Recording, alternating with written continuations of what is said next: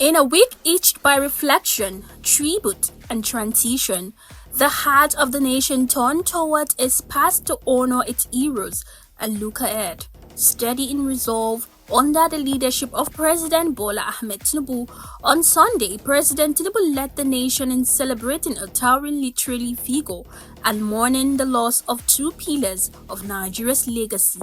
In a heartfelt message, President Bola Ahmed Tinubu congratulated Nobel laureate Professor Wale Soyinka on his 91st birthday, honoring a lifetime of courage, creativity, and cultural influence. Mr. President hailed Soyinka's literary genius, democratic activism, and enduring impact as the first African to receive the Nobel Prize for Literature. The same day, the nation was shaken by the solemn announcement of the passing of former President Muhammadu Buhari in London. President Tinubu, in a message filled with grief and reverence, described Buhari as a soldier, a patriot, and a leader who gave his life in service to Nigeria, first in uniform, then at the ballot box. President Tinubu ordered national flags to be flown at half-staff for 7 days and dispatched Vice President Kashim Shettima and Chief of Staff Femi Gbajabiamila to accompany Buhari's remains home. In an uncanny twist of fate, the death of His Royal Majesty Oba Sikiru Kayode Adeton de Awojale of Ijebu-Land was also announced that Sunday. President Tinubu paid tribute to the monarch's 65th year reign, honoring his wisdom, integrity, and voice of reason through turbulent time, a friend and ally in progress. Oba Adeton's loss marked the end of an era. Fulfilling Mr. President's directive on Monday, Vice President Shettima arrived in London alongside Chief of Staff Gbajabiamila. There, they begin the dignified process of returning the former president's body to Nigeria's soil, ushering in a week of remembrance, unity, and state honor. By Tuesday afternoon, the remains of former President Buhari arrived at the Umar Musa Yar'Adua International Airport in Katsina. President Tinubu received the late leader with full military honors, joined by African dignitaries, including Guinea-Bissau's President Umaru Sissoco Embalo and Niger's Prime Minister Ali Lamin Zeyan.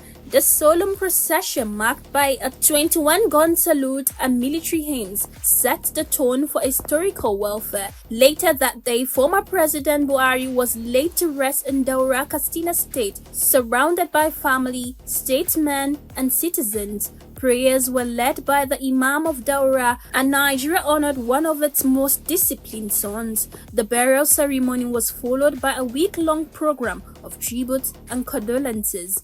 In Abuja on Thursday, President Tinubu presided over a special Federal Executive Council section dedicated to the memory of Muhammadu Buhari. In an enduring gesture of honor, it renamed the University of Maiduguri after the late president, recognizing his sacrifices in war and peace, his moral compass, and his unwavering fight against corruption. Reviewed during the section was a private letter from Buhari urging APC governors to support Tinubu in 2023, underscoring their political bond and mutual trust. Tributes flowed from every arm of government, celebrating Buhari's integrity, humility, and deep-rooted nationalism.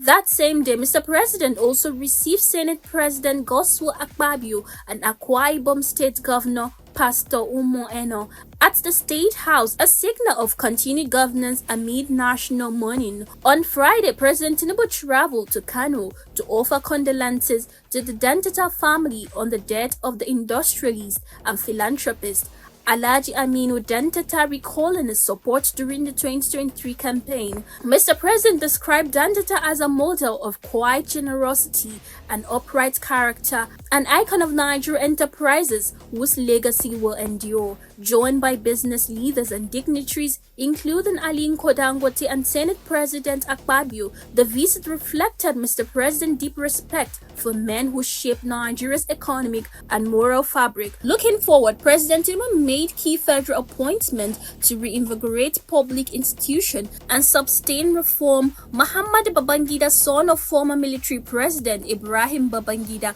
was named chairman of the Bank of Agriculture. 7 others were appointed to lead vital agencies across agriculture, education, trade and governance, signaling renewed trust in merit, leadership and continuity. That's a wrap.